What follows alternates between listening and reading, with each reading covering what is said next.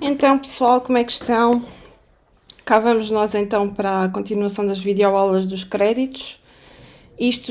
Esta parte já tem um bocadinho mais a ver com os créditos pessoais e de consumo.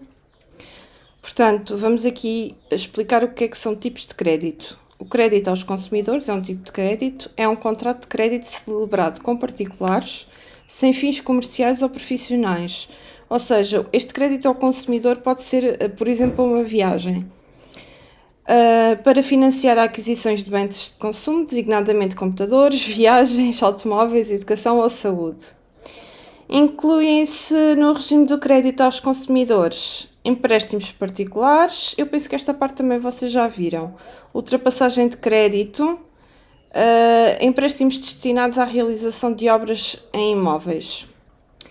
Não se aplica este regime de crédito aos consumidores aos contratos de crédito, cujos tenham hipotecas, cuja finalidade seja financiar a aquisição ou manutenção de outros direitos de propriedade sobre terrenos ou edifícios, a locação que não preveja o direito ou a obrigação de compra de um bem locado, concedidos a juros ou outros encargos, concedidos pelo empregador aos seus empregados. Tenho a certeza que já disse isto.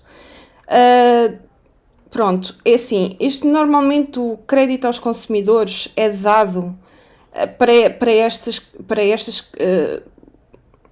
bens que estão aqui em cima, mas muitas das vezes também existe quem faça créditos consolidados para pagar outros créditos, mas penso que nem sempre se calhar isso é viável, porque depois ficamos com créditos a mais. Existem diversas modalidades de crédito aos consumidores com diferentes finalidades e custos associados. Temos o crédito pessoal, que se destina a financiar a aquisição de bens e serviços, como equipamentos para o lar ou serviços de educação e saúde. Pode também ser contratado sem uma finalidade específica. Temos também o crédito automóvel, destina-se à aquisição do automóvel ou de outros veículos.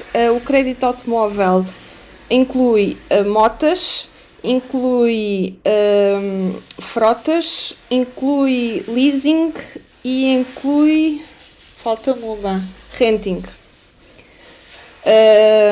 Normalmente quem presta crédito automóvel presta também a outras formas de compra dos automóveis.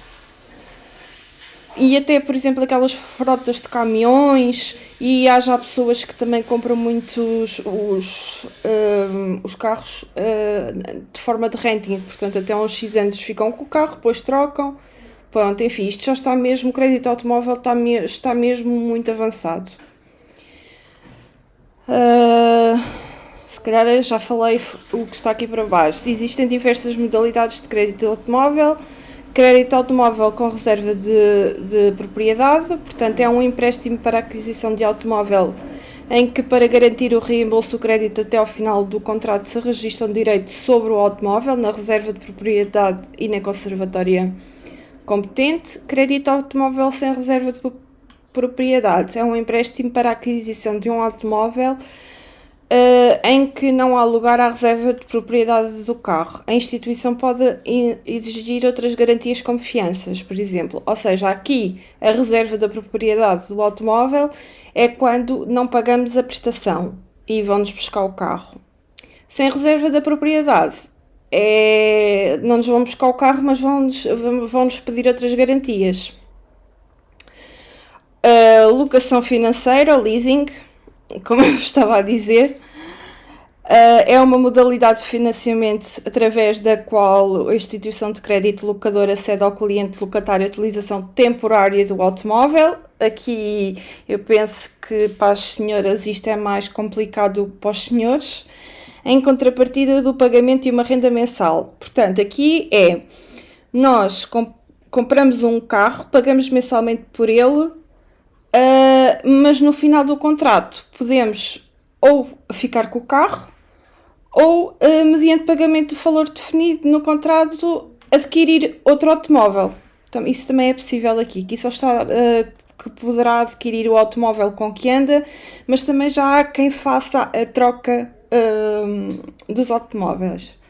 Aluguer de longa duração, é o ALD, é uma modalidade em que a instituição de crédito cede temporariamente a utilização de um automóvel ao cliente mediante pagamento de uma renda mensal. É o mesmo que o de cima. No momento da contratação, o cliente compromete-se a comprar o automóvel no fim do aluguer. Aqui não dá direito a trocas e é obrigatório a compra do automóvel. Com licença, renting. Não é considerado um empréstimo nem é contratado por uma instituição de crédito. Embora no Santander Consumer Finance, que eu estive lá, nós fazíamos contratos de renting. Não é considerado um empréstimo nem é contratado por uma instituição de crédito. Corresponde ao aluguer de veículos mediante o pagamento de uma renda mensal também e tem geralmente associado um conjunto de serviços como manutenção do carro, por exemplo, troca de pneus, lá está, troca de vidros, enfim. É um contrato de crédito em que o montante, o prazo, a modalidade e o reembolso do empréstimo estão definidos à partida. Eu acho que existe contrato de renting, pelo menos no Santander Consumer Finance, porquê? Porque eles trabalhavam diretamente com as agências e as agências provavelmente internamente conseguiriam dar a volta a esta situação para poderem pedir créditos. Crédito renovável é um crédito em que é estabelecido um limite máximo de crédito, um plafond, que pode ser utilizado ao longo do tempo e reutilizado à medida que o saldo em dívida vai sendo reembolsado. Geralmente é um contrato de duração indeterminada. Ou seja, vamos pagando, mas vamos reutilizando o valor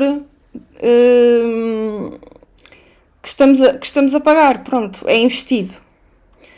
O contrato de revolving inclui, por exemplo, um cartão de crédito.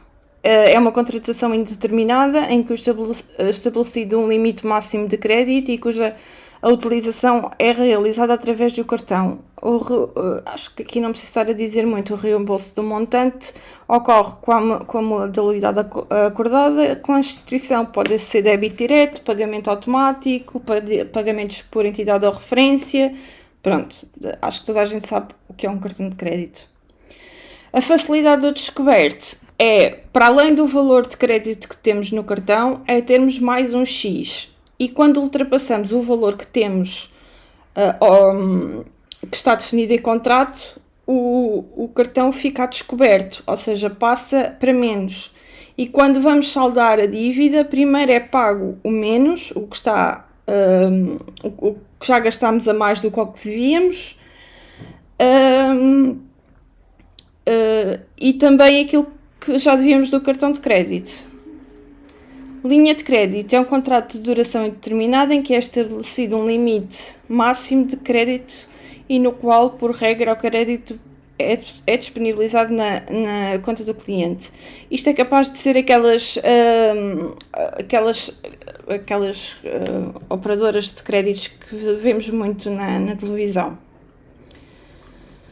Conta corrente bancária é um contrato de duração determinada, sem plano temporal de reembolso fixado, em que é estabelecido um limite máximo de crédito.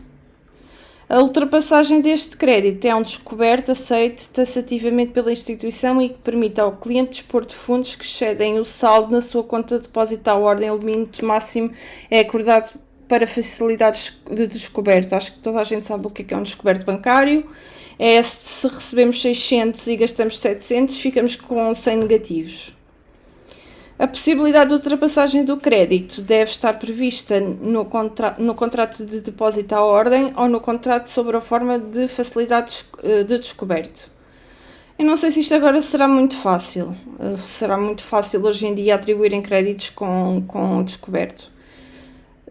Se a ultrapassagem de crédito for significativa e se prolongar por mais de um mês, o cliente deve ser informado sobre esta ultrapassagem, montante excedido, a taxa nominal e eventuais sanções, encargos, juros, moras. Pronto, levamos com tudo em cima. A instituição de crédito não pode cobrar comissões pela ultrapassagem de crédito, mas elas cobram.